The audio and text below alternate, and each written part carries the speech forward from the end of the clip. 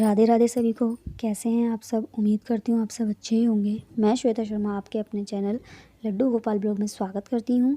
जिन्होंने भी मेरे चैनल को सब्सक्राइब नहीं किया है प्लीज़ मेरे चैनल को सब्सक्राइब कीजिए, लाइक कीजिए, शेयर कीजिए और कमेंट्स करके ये ज़रूर बताइएगा कि आपको मेरी वीडियो कैसी लगी। तो चलिए, सभी को मालूम है कि महाशिवरात्रि आने वाली है। तो महाशिवरात्रि पर वैसे तो सभी लोग मंदिर में जाकर पूजा कर लेते हैं, शिवलिंग को जल चढ़ाएंगे, दूध चढ़ाएंगे, बेल पत्ते, फल फूल ये सब चढ़ाकर अपनी पूजा संपन्न कर लेते हैं।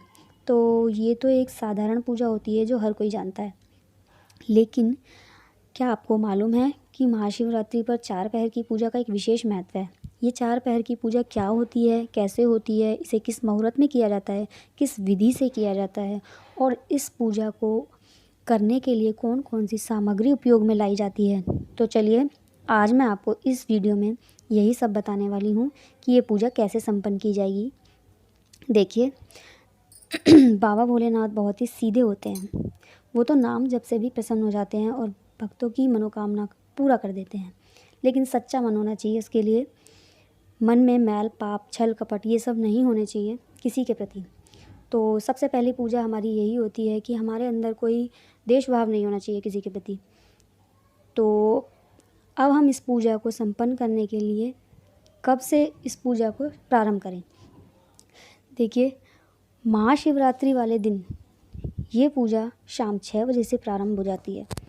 अब शाम 6 बजे से रात के 9 बजे तक इसमें पहला पहर होता है। देखिए, मैं आपको बता दूं कि इसमें 4 पहर होते हैं। चारों पहर के अलग अलग समय हैं, अलग अलग मुहूर्त हैं। ये पहला पहर जो होता है शाम 6 बजे से रात के 9 बजे तक का होता है। उसके बाद दूसरा पहर प्रारंभ होता है जो 9 बजे से 12 बजे तक का होता है। उसके बाद तीसरा पहर लगता है जो 12 बजे से 3 बजे तक का होता है। और चौथा पहर जो होता है वो 3 बजे से सुबह 6 बजे तक का होता है। जो सुबह 6 बजे तक का जो पहर होता है वो ब्रह्म मुहूर्त में आता है। तो चलिए, उसके बाद मैं आपको बता दूं, आपने पहर तो जान ही लिए ना, तो अब मैं आपको बता दूं कि इसमें पूजा में सामग्री कौन कौन सी उपयोग होती है। देखिए, सामग्री कोई ज़्यादा इसमें विशेष नहीं है, बस खाली वही सब चीज़ है जो हम महाशिवरात्रि पर बाबा को शिवलिंग पर चढ़ाते हैं, जो बाबा को बहुत प्रिय होती है। सभी को पता है इसमें दूध चाहिए, दही चाहिए, घी चाहिए, शहद चाहिए, फल फूल, बेल पत्ते, धूप दीप, कोई भी नैवेद्य मतलब मिठाई, बस इससे ज़्यादा हमें और कोई सामग्री नहीं चाहिए। तो चलिए, और हाँ, ये भी बता दूं मैं आपको कि ये पूजा ना घर में ही संपन्न होगी। क्योंकि देखिए, रात को हम बार बार चारों पहर में तो मंदिर नहीं जा सकते ना, तो इसलिए हमें ये पूजा घर में ही करनी होगी। अब कुछ ऐसे होते हैं लोग जो शिवलिंग जो होता है मिट्टी का बना लेते हैं अपने घर में, या फिर कुछ ऐसे भी होते हैं जिनके घर में पहले से ही शिवलिंग की स्थापना होती है।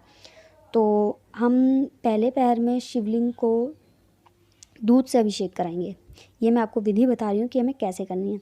हम पहले पहर में शिवलिंग को दूध से अभिषेक कराएंगे, उसके बाद गंगा जल चढ़ाएंगे, उसके बाद फल फूल चढ़ाएंगे, बेल पत्ते चढ़ाएंगे, भांग धतूरा चढ़ाएंगे और कपूर से आरती करेंगे।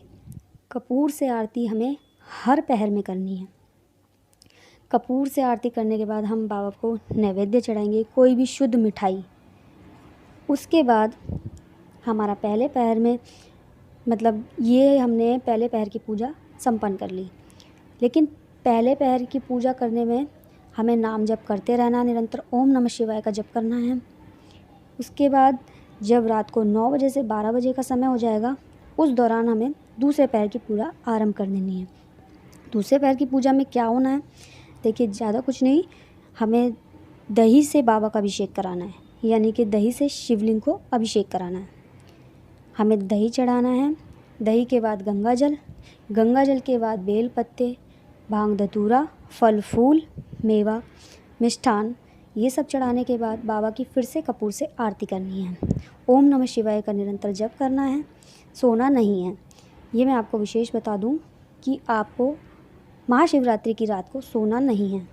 सोने के साथ साथ आपको शौच भी नहीं जाना।